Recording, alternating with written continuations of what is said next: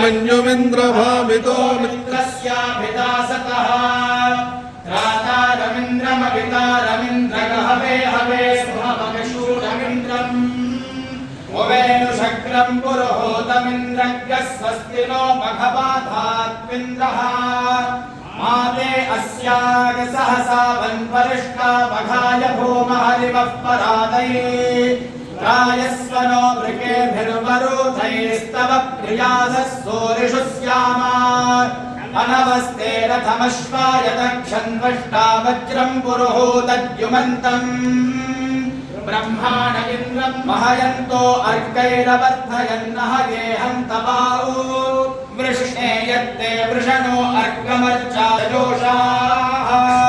अनश्वासो ये पवयो रथा इन्द्रेषिता अभ्यवर्तन्त दस्यून्